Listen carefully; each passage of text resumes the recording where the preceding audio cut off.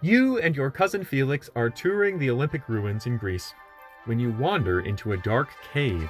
Suddenly, you find yourself caught up in a procession of athletes that passes ivory white temples along the road. You've traveled back in time to the ancient Olympic Games. The contests are about to begin, and now you're a competitor.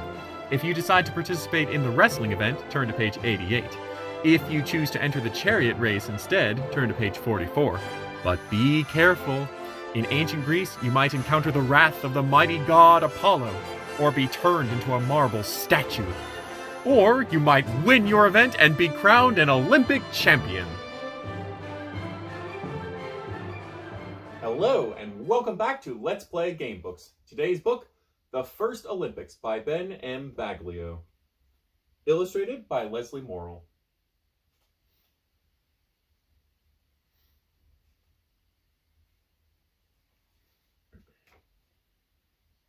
And on your right are the remains of the Hippodrome, where the Olympic horse and chariot races were held.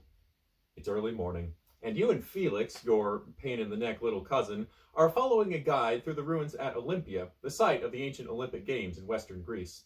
You've looked forward to this summer vacation for a long time, and you've been especially eager to visit Olympia. You'd expected to see glittering temples and impressive stadiums, but as you look around, all you see is a jumble of fallen columns and some wild olive trees. Is this really where the greatest athletes of the ancient world sought glory and honor on the playing field? The tour guide announces a break for taking pictures, and your group splits up and wanders off in different directions. You decide you want to look around by yourself and avoid Felix. He broke your camera on the first day of the trip, and ever since then, he's been a real pest. You walk off in the direction of a low hill. You know from your tour guide that this is the Hill of Cronus. Spectators at the ancient Olympics stood on this hill to watch the athletic competitions. You figure it would be a good place for you to view the entire Olympic plain. As you climb, you notice what looks like the entrance to a cave up ahead. Uh-oh. The opening is small, just big enough for you to walk through. You move closer and decide to take a look inside. You all know where this is going, don't you? You walk into the darkness of the cave. Suddenly, you feel an icy chill that makes you shudder. A sharp wind blows sand into your face, and you cover your eyes from the stinging blast. Then, just as abruptly as they began, the wind and chill are gone. Maybe coming into the cave wasn't such a good idea. You turn around and walk back outside, but something's wrong. Instead of ancient ruins, you see a cluster of columned stone buildings at the base of the hill you just climbed, and at the center of the Olympic plain, an ivory white temple gleams in the sun. It looks a lot like the Parthenon, the massive marble ruin you'd seen in Athens earlier in your trip. But this temple looks almost new. There are a dozen other buildings of various sizes, and the grounds between them look green and well cared for. Amazed, you turn back to look at the cave, but the opening in the side of the hill has disappeared. What's happened? Is it possible that the cave has somehow transported you back to ancient Greece? That's right, I bet you didn't know that the Cave of Time actually has a fourth book in the series, and that's what we're reading today. Before you have a chance to look around some more, two men dressed in togas approach you. You look down and discover that you're dressed the same way. Go on to the next page. Hurry, the bearded man on the left says to you. The procession to the Temple of Zeus is about to begin. He points to a large group of people gathered in the distance. Surely you don't want to miss it. You're excited at the chance to stay in ancient Greece, yet frightened. How will you get back to your own time? You see an entrance to a cave in the distance, but it looks quite different from the one you came through. Can you risk staying in ancient Greece before you try to find your way home? If you decide to stay for the procession, turn to page 10. If you decide to investigate the cave entrance right away, turn to page 58. Well, I guess we might as well stay for the procession. What's the point in going to ancient Greece if you're not going to do anything? You nod to the men in togas and begin making your way down the hill to where the athletes have gathered for the procession. As you walk, you notice that everyone seems to be having a lot of fun. A pair of jugglers toss apples high into the air as the watching crowd gasps in amazement. A smaller group surrounds a singer who strums a stringed lyre and sings a song about Heracles. The music sounds tuneless to you, but you applaud with the others when the song is over. Just to be polite. The ancient Olympics aren't nearly as solemn as you had thought. A peddler tries to sell you a wreath made from an olive branch, telling you it's just like the ones to be won by the Olympic champions. You find it hard to believe that souvenirs were being sold more than 2,000 years ago. The tour of Olympia is about to begin, a gray-haired man calls out. Come and see all the sights and learn about the athletes that have made the Olympics famous. He cries, mine is the only complete tour of Olympia. It might be helpful to find out more about the Olympics and to learn your way around, but maybe you should continue on to where the athletes have gathered for the procession to the Temple of Zeus. All right, let's get some dice.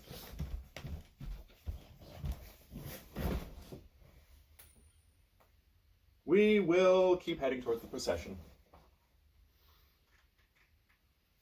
You arrive at a fountain just outside the Olympic grounds, where the athletes have formed into a long line. At the front of the group are stern-faced men in purple robes who wear crowns of wild olive branches. They seem to be in charge, so you figure these must be officials of some sort. One of the men waves and a fanfare of trumpets blares out. As you step back to join the large crowd that has gathered by the side of the road, the procession begins to move. Dozens of trumpeters file past, playing a stirring march. Next come the athletes. First come the wrestlers and boxers, then the runners looking tall and graceful. A group of strong-armed discus throwers marches by next, followed by teams of horses pulling chariots. As the next group approaches, a bald man standing near you says, Why haven't you joined the procession to the Temple of Zeus? Here come the youths now! Hurry, take your place! There must be some mistake, you think. Is this man confusing you with one of the athletes? You turn and see that a group of boys and girls really is approaching. Of course, girls couldn't actually go to the men's Olympics. They had their own Olympics in those days. But there's actually a historical note at the beginning of the book explaining all about that. Imagine being able to compete in the Olympics. All your friends back home would turn green with envy. You think that you might be able to slip into the procession without being noticed, but what will happen if somebody notices that you don't belong? With just a moment's hesitation, you step into the road and join the procession. The procession winds its way through Olympia. On either side of the road, cheering crowds chant the names of their city-states and their favorite athletes. As you walk by them, you feel proud to be taking part in such an important event. The procession stops as you reach the tallest and most impressive building on the Olympian field. It's the columned building that you thought looked like the Parthenon. You look inside the building and see a gigantic statue of a seated god. This must be the Temple of Zeus. One of the purple-robed men who had led the procession stands before the temple. He directs the athletes to take an oath pledging to compete honestly and to the best of their ability. You raise your right hand and take the oath. The group of athletes begins to break up, but you're not sure what to do next. You see a boy about your age and you decide to talk to him. After you introduce yourself, the boy tells you he is Athos. But I guess Porthos and Aramis didn't come today. From the city-state of Heraea in northern Greece. Where do you come from, he asks. Americos, you say, after a moment's hesitation. Americos, says Athos. I've never heard of that city-state. Is it near Athens? No, you answer. It's in the west, over by Mexicos and Canadas. Athos shrugs and explains that he is on his way to register for the competition. I've come to Olympia to wrestle, he says. What are you here for? A dozen thoughts go through your head. What sport should you say? You're strong for your age, you might do well at wrestling. But then again, you have always loved horses, and you'll surely never have another chance to enter a chariot race. All right, which one shall we do?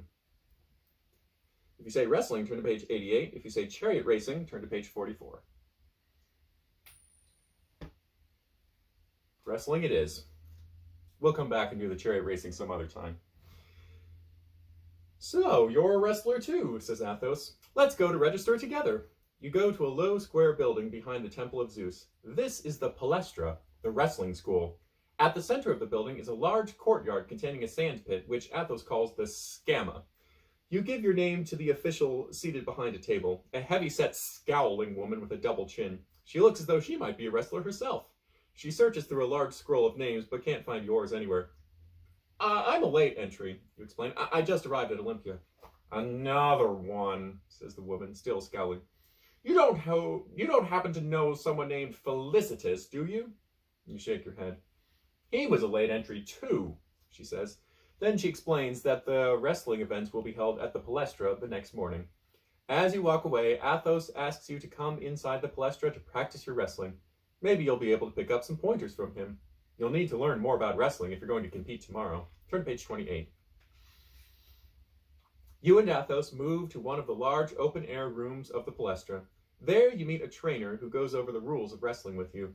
You learn that most wrestling in the ancient Olympics is done in a standing position. To win a match, you must throw your opponent to the ground 3 times. Tripping and holds on all parts of the body are not penalized. Big wrestlers have quite an advantage, you realize, because there don't seem to be any weight classes in this competition. After the rules have been explained, you feel sure enough of yourself to challenge Athos to a practice match. Turn to page 34. Before you can enter the scamma in the center of the room, Athos takes a jar of olive oil from a shelf on the wall. He rubs his body with the oil and then scatters a handful of sand from the pit over his skin. I find that this gives me a better grip, he explains. You pour out some oil and do the same. You stand opposite Athos to begin your match. When the trainer drops his hand, you start to circle each other. You're about to grab Athos's leg when suddenly he falls on one knee, grabs your right arm, turns his back to you, and throws you over his shoulder. You land in the sand hard, and the trainer awards a point to Athos. We call that move hoisting high, Athos says, as you brush the sand off your arms and get to your feet. Come, I'll teach it to you. You spend the next few hours learning the hoisting high and other moves that the trainer teaches you and Athos. By the end of the day, you've improved to the point where a practice match against Athos ends in a draw. You scrape the sand and oil off your body with a curved knife that Athos calls a strigil and head for the athlete's quarters. It's time to rest for your match tomorrow. Turn to page 5. You wake at dawn the next morning and walk to the palestra with Athos. Already a crowd of fans has gathered outside the building. You feel the excitement in the air as you approach the special arch reserved for athletes. But just as you're about to enter the building, you spot a hunchbacked old woman in a faded toga who has been pushed to the ground by the crowd. Her face is half hidden by shadow, but the part you can see is almost too ugly to look at. You help her to her feet. Thank you. Unlike all the others, you are kind. I want to reward you with a gift, the old woman says with a cackle. Charms to help you at Olympia. She reaches into an old canvas pouch and pulls out a small brass medal in the shape of a lion. Put this around your neck and it will bring you strength, the woman says, holding the medal by its leather thong. Again, she reaches into the pouch, and this time she pulls out a medal with a rainbow carved onto it. Put this medal on and it will bring you incredible luck, she says. You can have only one. Which will you choose? If you choose the lion-shaped medal, turn to page 30. If you choose the medal with the rainbow, turn to page 43. Lion-shaped. You put the lion-shaped medal around your neck and thank the old woman. Then you enter the palestra. As you walk, you feel a strange surge of confidence. You're not sure whether it's the medal or the excitement of being in the Olympics that's making you feel this way. You take your place among the athletes. The large crowd gathered in the courtyard of the palestra cheers as an official welcomes all the athletes to Olympia. He calls out names and divides the wrestlers into 2 groups. Then he instructs one group to draw the names of their opponents from a silver urn he is holding. Athos wrestles first and easily wins his match over a youth from the island of Crete. Then it's your turn. You put oil and sand on your body and enter the scamma. Your opponent, Hector from Sparta, is taller than you and has powerful muscles that ripple in the bright sunlight. You can only hope that your wrestling skills and the lion medal you're wearing will bring you victory. The official signals for you to start wrestling. Hector lunges for your waist and tries to pick you up and throw you to the ground. But when he tightens his arms around you, you press all of your weight downward. As Hector struggles to lift you, you grab him under the arms and push him backward as hard as you can. He releases his grip on your waist and crashes to the ground. The crowd gasps in amazement. Even you're surprised. Is it possible that the old woman's medal really did bring you strength? Turn to page 49. The official has awarded you for Hector's fall. With a groan, Hector gets to his feet. His face is flushed and there's an angry look in his eyes. It's clear he isn't used to being thrown and that he's not about to allow it to happen again. Once more, Hector stands across the scamma from you. He charges across the sandpit like a bull, crouched low to tackle you.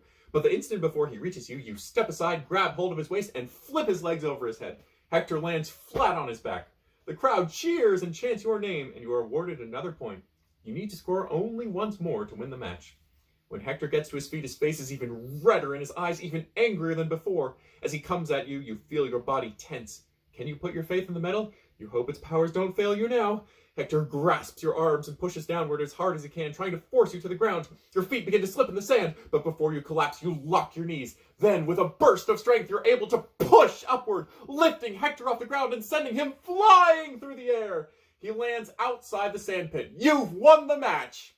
Cheers erupt from the crowd, and you clasp the lion-shaped medal around your neck. With the strength it brings you, you know you can't be defeated. It's only a matter of time before you'll be crowned an Olympic champion. Turn to page 26. You win match after match in the tournament, and the wrestlers you defeat are eliminated from the contest. Perhaps the youth is a god in disguise, a woman says to the man next to her after you've beaten a very strong opponent. She's a woman she really shouldn't be watching at the Olympics, but never mind. Historical note. The competition continues into the late afternoon, and you beat every competitor you face. The medal's powers seem as strong as ever, and you're learning more and more about wrestling strategy. Your victories have qualified you for the final round.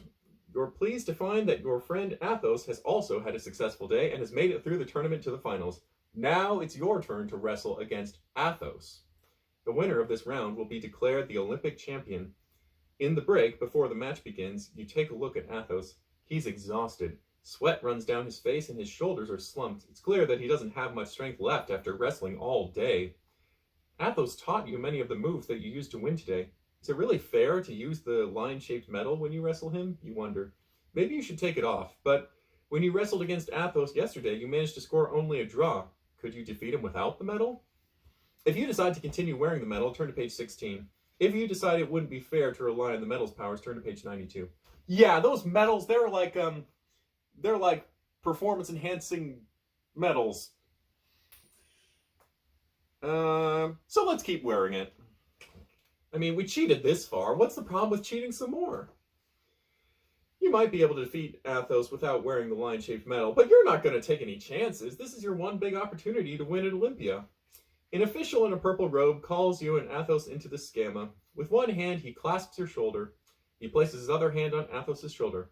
May the best wrestler win, he announces. The official walks away from the scamma and gives the signal for you to begin wrestling. The crowd begins to shout and cheer. Some people are calling your name. Others are cheering for Athos, but most are just yelling in excitement. You decide to take advantage of Athos' worn-out state by making the first move. Crouching, you lunge toward him, slip your left hand behind his left knee, and jerk your arm upward. Athos is taken completely by surprise and falls to the sand with a groan. Athos gets to his feet, looking completely exhausted. Yet you feel stronger than ever. You think that after you've won the Olive Crown, you should look for the old woman who gave you the Lion Medal and try to repay her in some way. Next, you decide to trick Athos into thinking that you're just as tired as he is. You allow him to get a solid grip around your waist from behind, and you offer little resistance as he places his right hand behind your neck. Just as Athos is about to drive you to the sand, you lean forward, place your left hand behind you, and flip him forward over your shoulders and onto the ground. But as you flip Athos, you don't notice that he's grabbed hold of the leather thong around your neck that holds the medal in place. As he falls, the thin leather strip breaks with a snap, and you see the medal fly into the sand. Turn to page 59. Suddenly, the strength races from your body, and a feeling of exhaustion overcomes you. The effects of a day of wrestling catch up with you all at once. Pain rips through your muscles. Your legs and arms are so heavy, it's difficult for you to stand. Out of the corner of your eye, you catch sight of Athos lying in the sand, staring at you. A strange look crosses his face, and you soon know why. In an instant, Athos has figured out what has made you invincible in the wrestling pit. He reaches out and plucks the shining medal from the sand. There's a change in Athos the moment he clasps the medal. He leaps to his feet, his strength renewed. He doesn't look exhausted anymore, just proud and confident. His body gleams in the late afternoon sun, and on his face is the playful grin of a cat about to catch a mouse. A ripple of gasps and whispers passes through the crowd. It's clear they've sensed the sudden change in circumstances, though you doubt that anyone has figured out the cause. Athos doesn't waste any time in claiming his victory. Once, twice, 3 times, he slams you to the sand, all the while clasping the lion medal. Completely worn out, you're defenseless against Athos and the power of the medal. The crowd lets loose a deafening cheer as the official raises Athos' arm in victory. But you're too bruised and ashamed to even lift your head. The end. So the moral of the story is only cheat when you're not competing against one of your friends. What if we take the medal with the rainbow? You put the rainbow carved charm around your neck and thank the old woman for the gift. Then you rush into the palestra just in time for the start of the wrestling tournament. Hundreds of people have gathered in the courtyard to watch. You hope that the charm you're wearing will bring you the luck you need to win. An official in a purple robe welcomes all the athletes to Olympia. He instructs half of the wrestlers to draw the names of their opponents from a large silver urn he's holding. Athos chooses someone named Theopompus. The name on the slip of paper you've picked is Felicitas. That name sounds familiar. Isn't he that other latecomer the fat woman asked you about when you registered yesterday, you think? Athos wrestles first and wins easily over Theopompus, 3-0. Your turn is next. You rub your body with oil and sand and walk out to the scamma to await your opponent. When Felicitas walks into the sandpit, you gasp in amazement. This isn't a Greek wrestler. It's your cousin Felix, and he looks as surprised as you. Turn to page 14.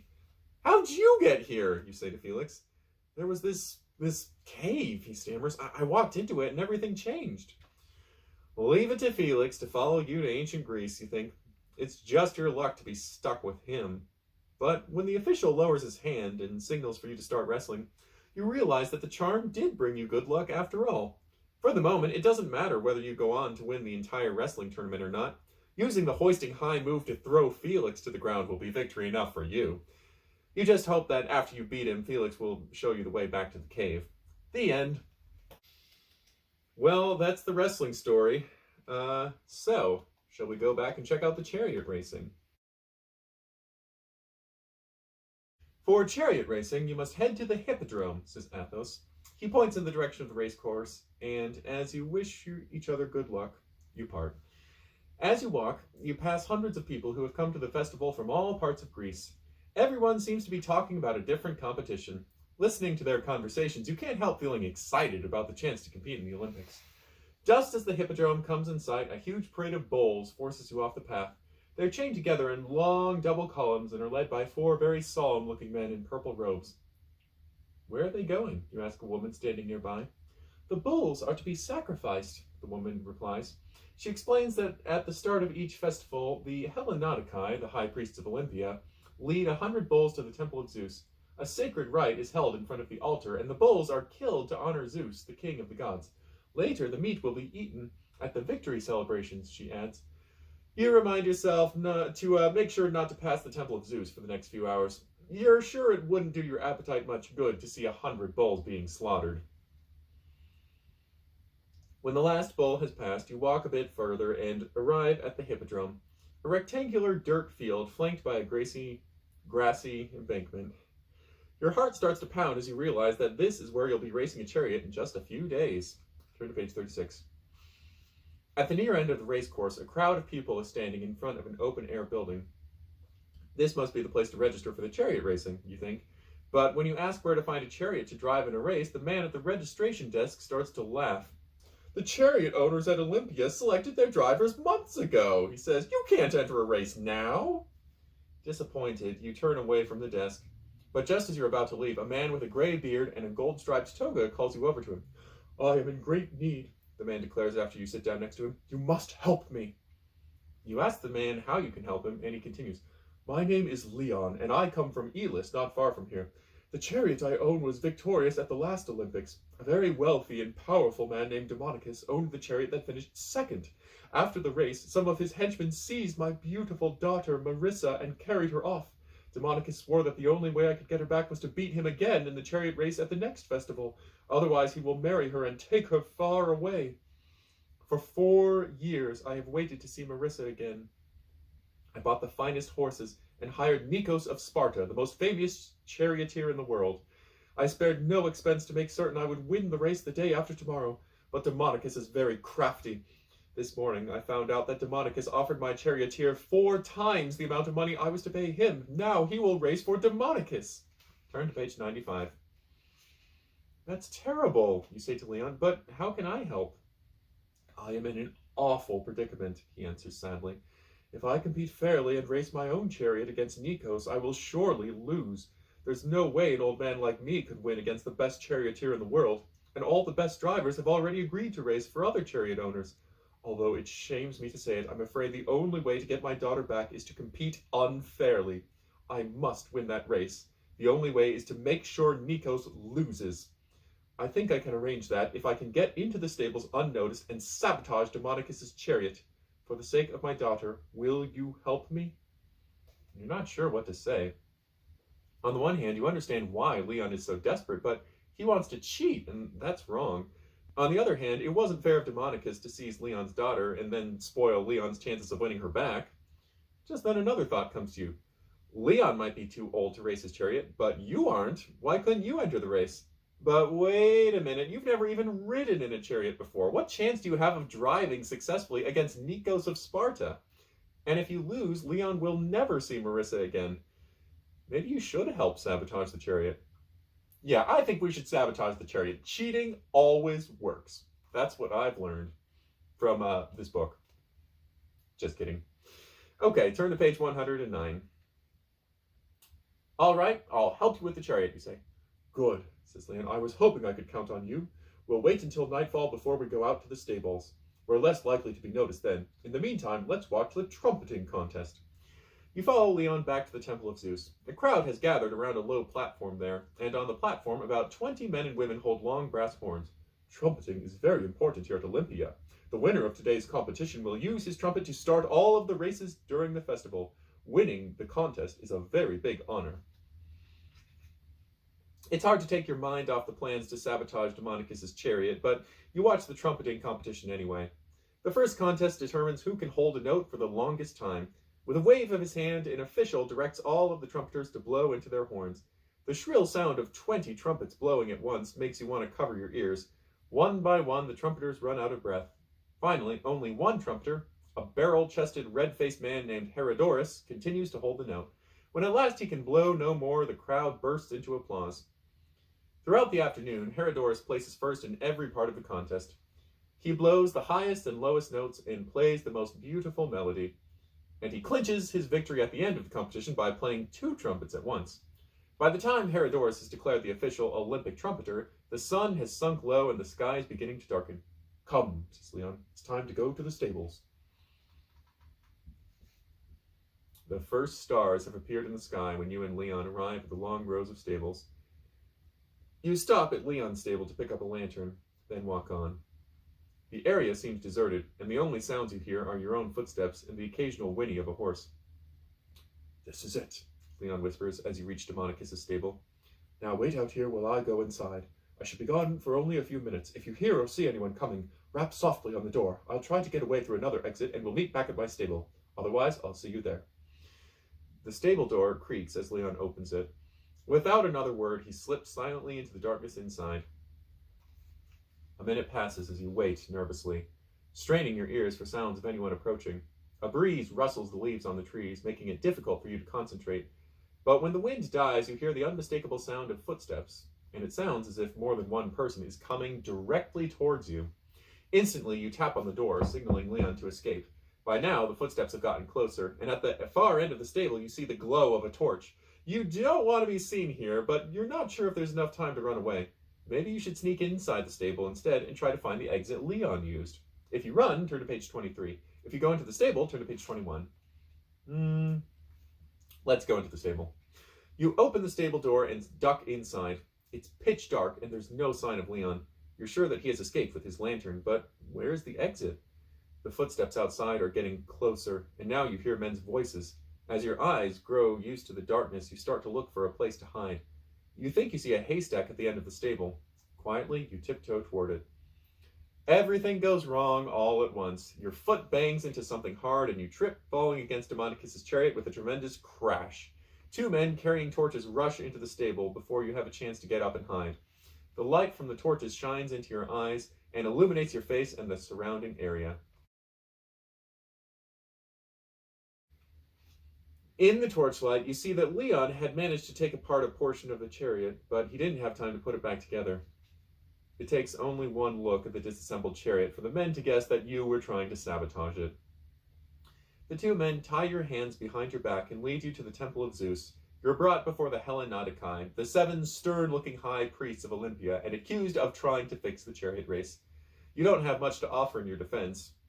You don't want to mention Leon because it would spoil his chances of winning his daughter back in the race, and you can't deny trying to tamper with the chariot. After all, you've been caught red-handed. Your only hope is that the Hellenodici aren't too hard on you. Turn to page 107. At the end of the hearing, you stand before the chief priest. Cheating will never be allowed at Olympia, and those who cheat must always be punished, he says in a solemn voice. At the foot of the hill of Cronus, you will see the statues of athletes who have cheated in the past. These are called zones. As your punishment, you must carve a statue of yourself that will stand at Olympia until the end of time. On the base, you will inscribe the following: not by cheating, but with speed of foot and strength of body must prizes be won at Olympia. You spend the entire night carving your zone. As you work, people stop to laugh at you. You've never felt more embarrassed in your life. You only hope you can locate the cave through which you were brought back in time and somehow find your way back home. You don't want to spend another minute in ancient Greece. The end. Okay, so cheating only works if you're wrestling. That's very important to know. Okay, so let's go back, and instead of cheating, we will try to help Leon with the race. What about letting me race your chariot, you suggest? I may not be the best charioteer in the world, but I'm a fast learner. If you could teach me the basics, maybe with a little luck we'll win that race. Leon looks at you, smiling for the first time. You know, he says, his voice filled with hope, that just might work. My horses are very obedient and as swift as the wind. It shouldn't be too difficult to turn you into a driver. Anyway, it's our only hope of saving Marissa. Leon leads you past the Hippodrome to the stables. He opens the door to one of them, and you go inside. There, in adjoining stalls, are 4 of the biggest and most beautiful stallions you've ever seen. They're pure white, with proud faces and strong, muscular bodies. The horses whinny softly as Leon approaches. They run like panthers, but are as gentle as kittens, Leon says, feeding a handful of straw to one of the stallions. The horse nestles against him and nudges him with his nose. Come, Leon says to you. Let's take the horses outside and teach you something about chariot racing. Turn to page 18. After you and Leon have bridled the horses, you pull the chariot out from its storage compartment in the stable. The chariot is nothing more than a low 3-sided cart mounted on a set of small wheels. It looks awfully flimsy to you. Are you sure this chariot can win? You ask. Don't worry, Leon assures you. I built it myself. You hitch the stallions to the chariot and climb inside. Leon leads you out to the Hippodrome, where other chariot drivers are practicing. That is the starting gate, Leon says, pointing to a V-shaped structure at one end of the course. In front of the gate is an altar with a bronze eagle on it. Tomorrow, each of the chariots will take its place in one of the gate's compartments with a rope stretched across its front. When the race is about to start, a trumpet will sound and the eagle will fly upward. Then the ropes in the starting gate will be released and the race will begin. In order to finish the race, you must drive the chariot up and down the course and around the center poles at each end 24 times. Turn to page 24. You spend all day learning how to control the horses and steer the chariot. The small chariot seems as reliable as Leon claimed, and the white stallions are swift and obedient. With a little more practice, you just might be a match for Nikos of Sparta. Late in the afternoon, you and Leon lead the horses to the stable. A small group of men is blocking the entrance. All of them look mean, but one looks far meaner and more sinister than the rest. He has a bald head and dark, glaring eyes. Demonicus, Leon whispers to you. Turn to page 60. As you try to pass, Demonicus starts to laugh. Is this the best you could do, Leon? He says. You don't seriously expect to win that race tomorrow with a kid driving your chariot. He gives a horrible laugh. If there's one thing you really hate, it's being made fun of for being young. Go ahead and laugh, you shout. We'll just see who's laughing when I finish first tomorrow. Demonicus fixes his hard, icy stare on you. You'll be lucky, kid, if you finish at all. You lead the chariot inside, the sound of Demonicus's laughter fading into the distance. We'd better keep watch over the horses and the chariot tonight, Leon says. Demonicus was expecting me to drop out of the race, and I wouldn't be surprised if he tries again to keep us from competing. Together, you decide that Leon will stand guard for the first half of the night, and you'll keep watch for the second. After a quick dinner, you sleep for several hours in the athletes' quarters. When you wake up, you head back to the stable to relieve Leon. He tells you that all is well. For the next hour, you don't hear a sound other than the horse's breathing. It's after 4 o'clock in the morning, and you're still pretty tired. You'd really like to get some more sleep. It's important to be rested for the race, after all. Surely, if Demonicus and his men were going to try anything, they would have done it by now. Even if they were to come while you were sleeping, you'd hear them and wake up, right? But what if you didn't? Maybe it's better to force yourself to stay awake. We always need some more sleep, right? Let's just take a nap.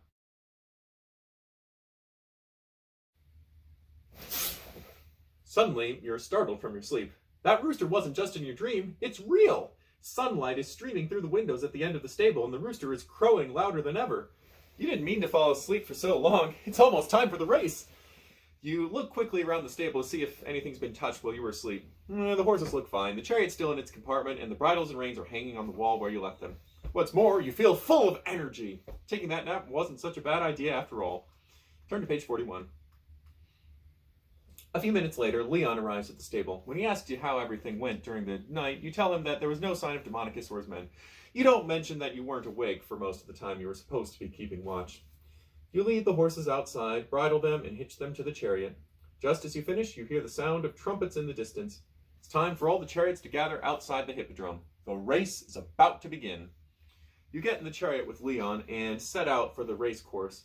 Soon you arrive at the gates of the Hippodrome. 11 other chariots are waiting, and an official tells you where to stop. Before the race begins, each chariot owner and driver will take part in a procession to the starting gate. From where you stand in the chariot, you can see thousands of spectators gathered on the embankment. It's clear from their wild cries that they're as anxious as you are for the race to begin. With a blast of trumpets, the gates to the Hippodrome swing open, and 2 purple-robed judges on horseback lead the procession onto the field. The crowd roars with excitement. Your heart pounds in your chest. You give a tug on the reins, and your team of white stallions responds at once, expertly following the chariot in front of you. When you reach the starting gate, Leon directs you to your assigned stall. Next to you, Demonicus is talking to his charioteer, Nikos of Sparta. Demonicus casts an icy glance at you. There's a hint of a smile on his face, but it seems hard and cruel. Don't worry about him, Leon says to you. Concentrate on the race and you'll do just fine.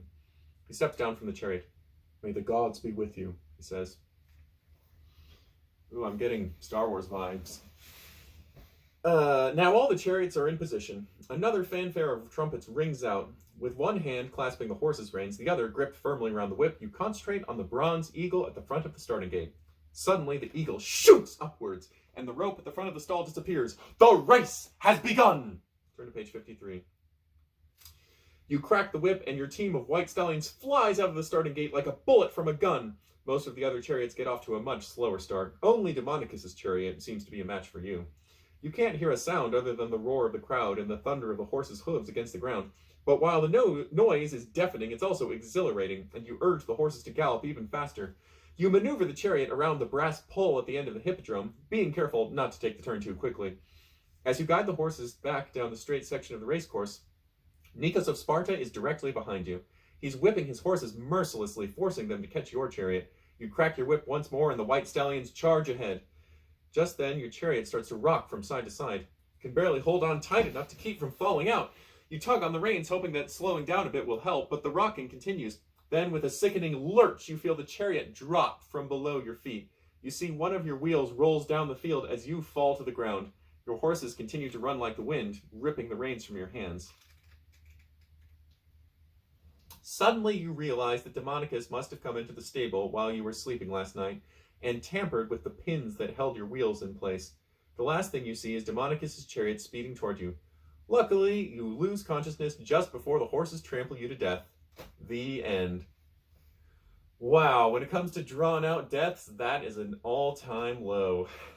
So, let's go back and not fall asleep.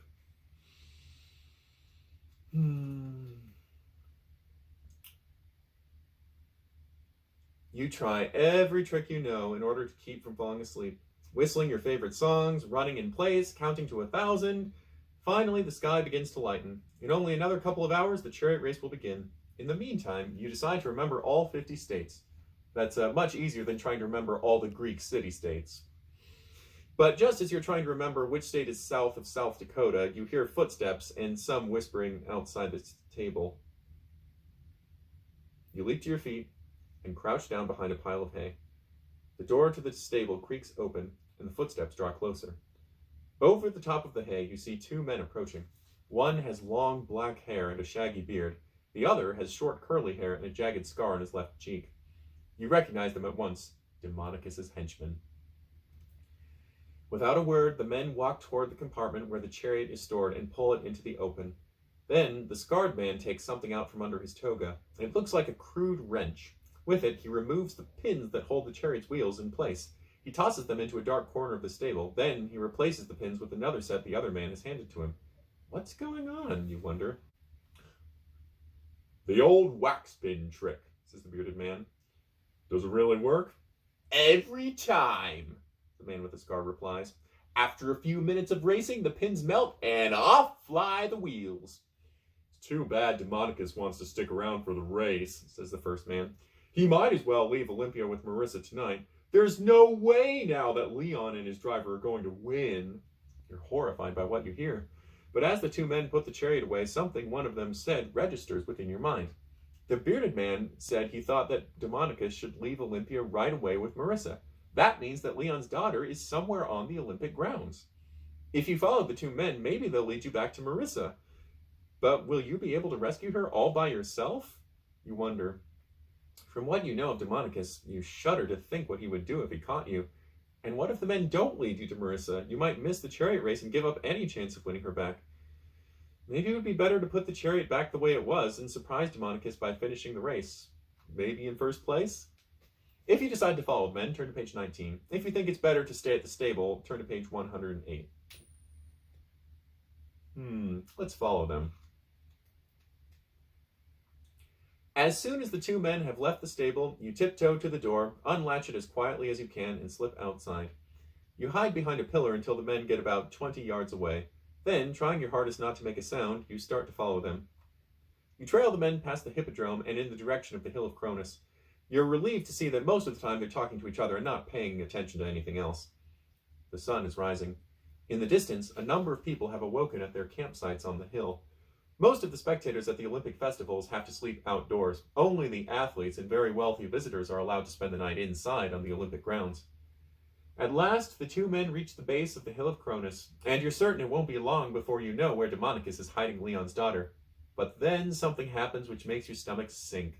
The men wave goodbye to each other and head off in opposite directions. The man with the long black hair and shaggy beard walks up the hill, while the man with the curly hair and the scarred cheek turns back toward the Olympian plain. Which one will lead you to Marissa? If you follow the bearded man, turn to page 65. If you try to follow the man with the scar, turn to page 9. Guess we'll go after the bearded man. You follow the shaggy bearded man up the hill. After a few minutes, he stops beside a brook and drinks a couple of handfuls of water. Then he walks on at a slow pace. You wish he'd hurry. There isn't much time before the race starts, and Leon must already be wondering what happened to you. A short while later, the man stops and looks around. He seems cautious about something. Could you be making sure no one's following him? You hide behind a tree until he starts to walk again. You're now on the far side of the hill, away from the main campsite. Just then, a trumpet fanfare rings out, summoning the chariots to the Hippodrome. But you can't leave now. You're certain that in just a few minutes you'll find Leon's daughter. Meanwhile, the man stops and looks off into the distance, using his hand to shade his eyes. Is he searching for a signal of some sort? Finally, he walks down the hill at a quick pace, obviously with some destination in mind. Looking ahead, you see a tent with a man sitting next to it. He must be keeping watch over Marissa. Turn to page 106. When the shaggy bearded man arrives at the tent, you crouch low in the tall grass, trying to remain hidden as you approach. You rack your brains to think of a way to outwit the two men and seize Leon's daughter. But when one of the men draws open the tent, you see that no one else is inside. You followed the wrong man. And the second blast of trumpets you hear just then tells you the chariot race has begun. You've lost your only chance to rescue Marissa before Demonicus takes her away from Olympia for good. The end. Now that is just not fair, because The only clue that I had before is that the bearded guy is the one who mentioned that Marissa was around, but following him leads to that ending. So let's go back and follow the guy with the scar.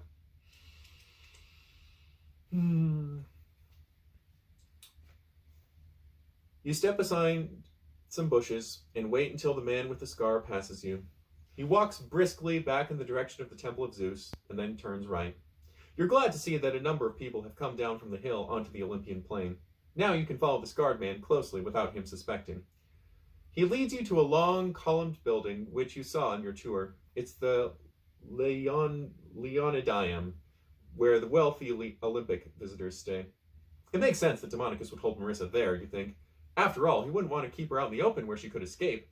And if he was able to hire Nikos of Sparta away from Leon, he certainly must be rich enough to afford a room or two in the Leonidaeum. A guard stands at the gates to the building. He nods as the man with the scar approaches. Then he opens the gates and lets the man pass through. How are you going to get past the guard, you wonder? Perhaps you could pretend to be a messenger and try to trick the guard into letting you in. But what if he doesn't believe you? Maybe you'd be better off searching for another way into the building. Okay, looks like we'll find another way in. You study the Leonidaeum, trying to figure out how you can get inside without going through the gate. After a few minutes, you come up with a plan. If you can locate an empty room, you can climb through the window. The windows, which are just rectangular openings in the stone wall, are only about a foot above your head. Once you're inside, it shouldn't be too difficult to find where Demonicus is hiding Marissa. You walk to the far side of the building, away from the guard at the front entrance. Looking around to make sure no one sees you, you silently approach one of the windows. You listen for sounds inside the room, but you don't hear anything. You figure most of the guests are probably out watching the Olympic contests. You reach above your head, grab hold of the window ledge, and pull yourself up. You don't see anyone in the room, so you swing your legs inside and hop down onto the floor. Then you quickly cross to the door. Turn to page 33. Just as you're about to reach for the handle, the door opens abruptly. A buxom woman is standing there. She looks like a heavyweight wrestler. Before you have a chance to run, she grabs your arm. "Help!" she yells. "Guards, there's a burglar in my room trying to steal my jewels!" In an instant, two guards seize you by the shoulders. You try squirming out of their grasp, but it's no use. You insist you haven't done anything wrong, but they don't listen to you. They tie your hands behind your back and drag you off to be tried as a thief. You have no way to prove your innocence.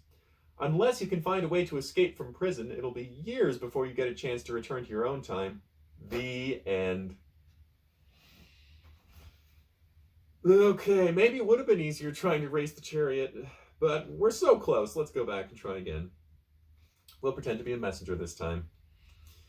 You don't know much about how messengers are supposed to act, but you think the best thing would be to look as if you're in a terrific hurry to deliver the message. So, once you've thought of something to say, you race towards the guard. "I have a message for Demonicus, sir," you say in your most frantic-sounding voice. "I've run all night long, and I must deliver it at once." The guard looks you over, as if trying to decide whether to trust you. "Demonicus, you say? Well, he's already left for the Hippodrome. The chariot race is to begin soon." Is Marissa with Demonicus, or is she inside the Leonidaeum, you wonder? Somehow, you've got to find out. There are too many people at the Hippodrome, you say. It might take me hours to find Demonicus. Is there anyone in his room I can leave my message with?" The guard thinks for a moment. "I'm pretty sure that one of Demonicus's friends just went inside. And then there's that girl he arrived with a couple of days ago. You know, I haven't seen her leave this building since the start of the festival." You're certain he must be talking about Marissa. Now you've got to get inside. "Ah, yes, his handmaiden. She can be trusted. Can you tell me where his room is? I can't waste any time delivering this message." "Very well," the guard replies, and he gives you instructions. Then he opens the gates and you rush into the Leonidaeum. Turn to page 86. You head down a long corridor and soon you're before Demonicus' door. But how are you going to rescue Marissa, you wonder? The scar-faced man is much bigger than you, so you wouldn't be much of a match for him in a fight, and you can't let him see you because he might recognize you from the Hippodrome. There must be some way to outwit him. Just then, you have an idea. If you can lure the man out of the room, maybe you could distract him and rush inside to rescue Marissa. It's a desperate plan, but it just might work. You take a clay urn from a pedestal in the hallway. Then you knock on Demonicus' door and hide behind a pillar. The classic ring the doorbell, run away trick. A moment later, you hear footsteps on the other side of the door. Then, the sound of the door opening. The man mutters something under his breath when he discovers that no one's there. Just then, you take the urn and hurl it to the floor. It shatters with a terrible crash. Turn to page 90. As you'd hoped, the man starts to investigate. When he passes the pillar, you rush out, shove him to the ground, and race into the room, bolting the door behind you. A beautiful woman with long brown hair is sitting by the window, a frightened look on her face. It's Marissa! I've come from your father, you say quickly, and Marissa's face lights up. There's no time to explain any further. The man with the scar is already pounding on the door. Quick! Out the window, you say. A moment later, the two of you are outside and rushing toward Leon's stable. Just then, a fanfare of trumpets rings out. It's the signal for the chariots to gather at the Hippodrome for the start of the race. Suddenly, a horrible thought occurs to you. What if Leon decided to drive his own chariot in the race? We better hurry, you say. There's not a second to lose. Turn to page 98. A quick look inside the stables when you and Marissa arrive confirms your worst fear. Both Leon and the horses are gone. When Leo came back to the stable and didn't find you, he assumed you deserted him, or even that you were kidnapped. And not wanting to waste his only chance of winning back his daughter, he decided to drive the chariot himself. But Leon doesn't know that Demonicus' henchmen have tampered with the chariot's wheels. Unless you can get to him, something awful will happen. Marissa deserves to know of the danger to her father, so you quickly explain, but just as you finish, you hear a familiar voice calling your name. It can't be. Sure enough, it is.